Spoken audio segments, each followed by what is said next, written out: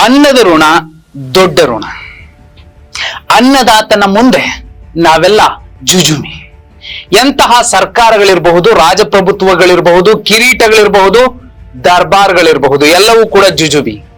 ಆದ್ರೆ ಅನ್ನದಾತನಿಗೆ ಮುಳ್ಳಿನ ಹಾದಿಯನ್ನ ಹಾಕುವ ಮೂಲಕ ಕೇಂದ್ರ ಸರ್ಕಾರ, ನರೇಂದ್ರ ಮೋದಿ ಅವರ ಸರ್ಕಾರ ಇದು ರೈತ ವಿರೋಧಿ ಸರ್ಕಾರ ಅನ್ನುವಂಥದ್ದನ್ನ ಸ್ಪಷ್ಟವಾಗಿ ಒಂದು ಸಂದೇಶವನ್ನ ರವಾನಿಸ್ತಿದ್ಯಾ.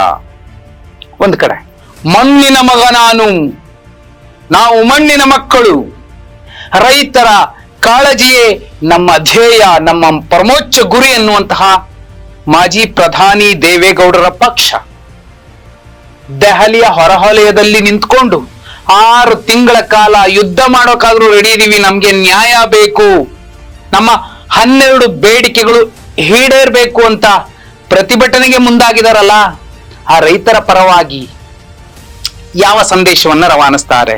ಜಾತ್ಯತೀತ ಅನ್ನೋ ಪದದ ಅರ್ಥವೇ ನಂಗೆ ಗೊತ್ತಿಲ್ಲ ಅನ್ನುವಂತಹ ಮಾತನ್ನ ಹೇಳುವಂತಹ ಕುಮಾರಸ್ವಾಮಿ ಅವರು ರೈತರ ಪರ ಇದ್ದೀವಿ ನಾವು ಅನ್ನುವಂಥವ್ರು ಈಗ ಮೈತ್ರಿಯನ್ನ ಕಳಚ್ಕೊಂಡು ತಮ್ಮ ತಾಕತ್ತೇನು ಅನ್ನೋದನ್ನ ತೋರಿಸ್ತಾರ. ಇತ್ತೀಚೆಗೆ ಭಾರತ ರತ್ನಕ್ಕೆ ಸ್ವಾಮಿನಾಥನ್ ರವರನ್ನ ಆಯ್ಕೆ ಮಾಡಿದ ಕೇಂದ್ರ ಸರ್ಕಾರ. ಸ್ವಾಮಿನಾಥನ್ರ ಮಗಳೂ ಕೂಡ ರೈತರೇನ್ ಟೆರರಿಸ್ಟ್ಗಳ, ನಾಚಿಕೆ ಆಗಲ್ವಾ ನಿಮಗೆ ಅಂತ ಕೇಂದ್ರ ಸರ್ಕಾರಕ್ಕೆ ಛೀಮಾರಿ ಹಾಕಿದ್ದಾರೆ.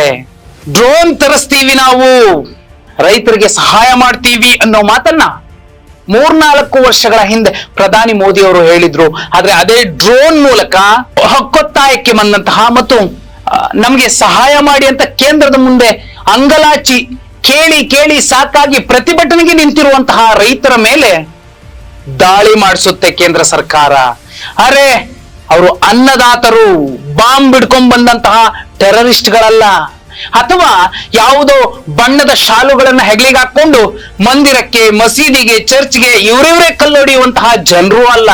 ಅವರು ಅನ್ನದಾತರು, ಎದೆಯಲ್ಲಿ ಯಾವ ತರದ ನಂಜೂ ಇಲ್ಲದಂತಹ ನಿಷ್ಕಲ್ಮಶ ಮನಸ್ಸಿನವರು. ನಾವು ರೈತರ ಆದಾಯವನ್ನು ದುಪ್ಪಟ್ಟು ಮಾಡ್ತೀವಿ ಎನ್ನುವಂತಹ ಮೋದಿಯವರಿಗೆ ರೈತರನ್ನ ಕಂಡ್ರೆ ಯಾಕಿಷ್ಟು ಭಯ?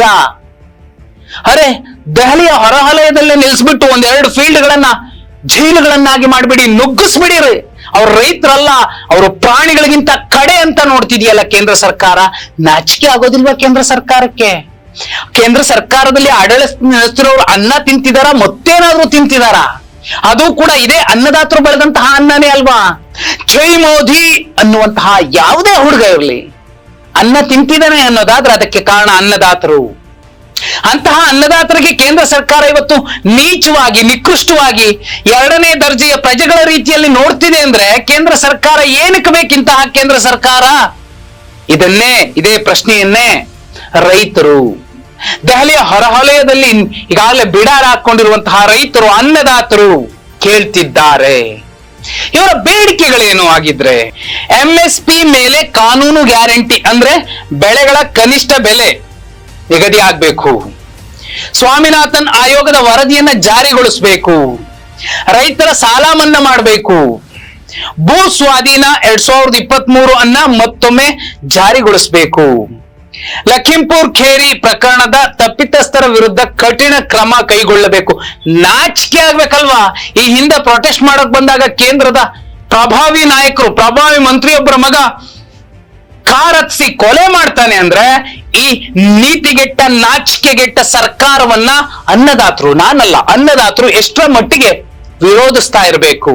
ಲಖೀಂಪುರ್ ಖೇರಿ ಪ್ರಕರಣದ ತಪ್ಪಿತಸ್ಥರ ವಿರುದ್ಧ ಕಠಿಣ ಕ್ರಮವನ್ನೇ ಈ ಸರ್ಕಾರ ಕೈಗೊಂಡಿಲ್ಲ ಅಂದ್ರೆ ಅನ್ನದಾತರನ್ನ ಇವರು ಕಾಲ ಕಸಕ್ಕಿಂತ ಕಡಿಯಾಗಿ ನೋಡ್ತಿಲ್ವಾ?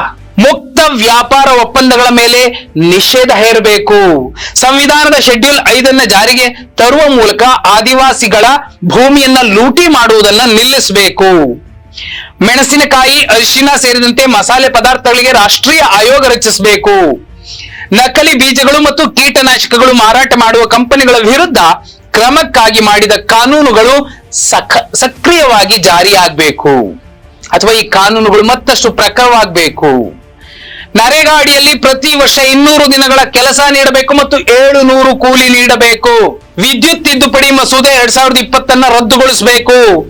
ರೈತ ಚಳುವಳಿ ಸಂದರ್ಭದಲ್ಲಿ ರೈತರ ಮೇಲೆ ದಾಖಲಾಗಿರುವ ಪ್ರಕರಣಗಳನ್ನ ಹಿಂಪಡೆಯಬೇಕು. ಈ 12 ಬೇಡಿಕೆಗಳನ್ನ ಈ ರೈತರು ಮುಂದಿಟ್ಟಿದ್ದಾರೆ. ಇವರು ನಮ್ಗೆ 100 ಪಟ್ಟು ಆದಾಯ ಹೆಚ್ಚಿಸಿ ಅಂತ ಕೇಳ್ತಾ ಇಲ್ಲ. ಅರೆ ನಮ್ ನೆಲ ಇದೆ, ನಮಗ್ ದುಡಿಮೆ ಗೊತ್ತಿದೆ, ನಾವು ಗೇಯ್ಕಂತೀವಿ, ನಾವು ತಿಂತೀವಿ ಅನ್ನೋದನ್ನ ಹೇಳ್ತಿದ್ದಾರೆ.